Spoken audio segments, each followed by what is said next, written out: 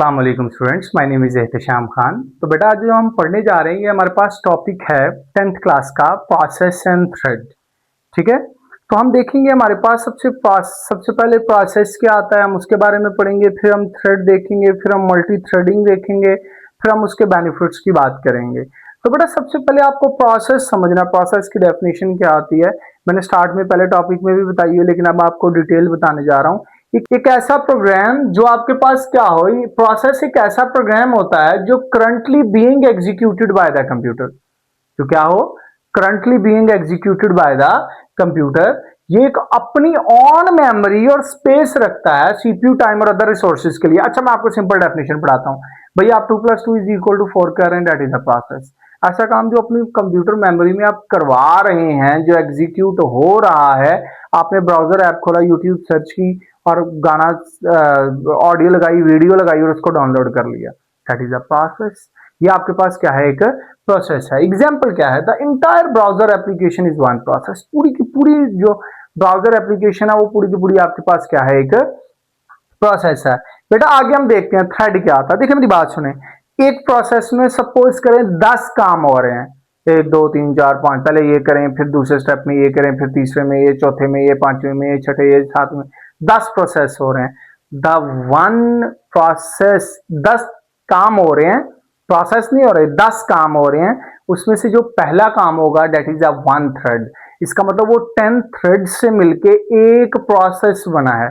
यानी कि अगर आप बात करें 10 थ्रेड्स मिलेंगे तो एक प्रोसेस बनेगा।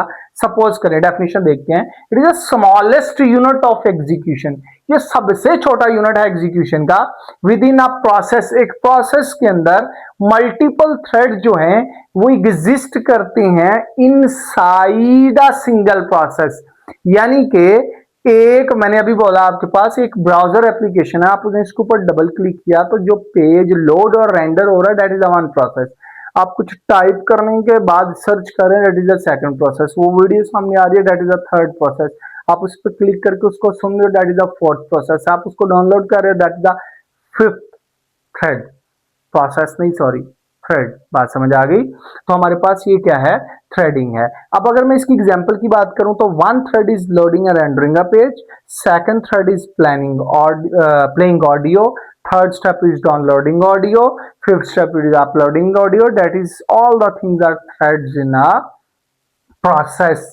तो ये तमाम थ्रेड्स मिलके क्या बनाते हैं, एक प्रोसेस बनाते हैं। ठीक है बेटा, अब आ जाता है मल्टी थ्रेडिंग। देखिए मल्टी थ्रेडिंग क्या होती है, जिसमें एक टास्क में एक से ज्यादा काम हो रहा हो या आप एक से ज्यादा प्रोसेस कर रहे हैं। सपोज करें मैं 3 प्रोसेस चला रहा हूं, 1 2 3 प्रोसेस है। एक प्रोसेस में 5 थ्रेड्स हैं, दूसरे में 6 थ्रेड्स हैं और तीसरे में 7 थ्रेड हैं। तो यानी कि तीनों प्रोसेस में तीनों थ्रेड्स चल रहे हैं। तीनों प्रोसेस में डिफरेंट, एक टाइम पे क्या पता 3 थ्रेड चल रहे हो। अब बात समझ आ रही है। एक प्रोसेस में 5 थ्रेड है तो पहला थ्रेड स्टार्ट हुआ, उधर दूसरा हो गया, उधर पहला हो गया, तो तीनों का पहला पहला चल रहा है। बात समझ आ रही है। That is a multithreading is operating system technique that allow a single process to perform multiple task at the same time by dividing work into a smaller units. यानी कि आपने किसी प्रोसेस को या मल्टीपल प्रोसेसेस आप एक time पे करवा रहे हैं तो उसके अंदर, उस प्रोसेस के अंदर जो काम है वो छोटे छोटे हिस्सों में डिवाइड होके, जो हिस्से हैं वो छोटे छोटे हिस्सों में डिवाइड होके अपने काम को फुलफिल करें, इसको हम क्या बोलते हैं, मल्टी थ्रेडिंग बोलते हैं। अब इसकी इंपॉर्टेंस देखते हैं। कहता है each threads run independently but share the same memory. अब देखें मेरी बात सुने, जो थ्रेड होता है ना ये मेमोरी कहां से लेता है, ये अपने ही प्रोसेस से ले लेता है। यानी कि जो प्रोसेस ने मेमोरी सपोज करें 4 MB लिया ना, तो थ्रेड की करेगा, अगर उसको 1 KB मेमोरी चाहिए तो वो सिस्टम के पास, सीपीयू के पास नहीं जाएगा लेने। वो क्या करेगा, वो भागा भागा जाएगा अपने ही प्रोसेस के पास और वहीं से उसको कहेगा मुझे थोड़ी सी मेमोरी दे दो, मुझे 1 KB चाहिए, क्योंकि उसके पास तो 4 MB पड़ा है ना, उसके पास 4000 किलोबाइट पड़ी है, उसको 1 किलोबाइट चाहिए तो उसके पास जाएगा और 1 KB ले आएगा।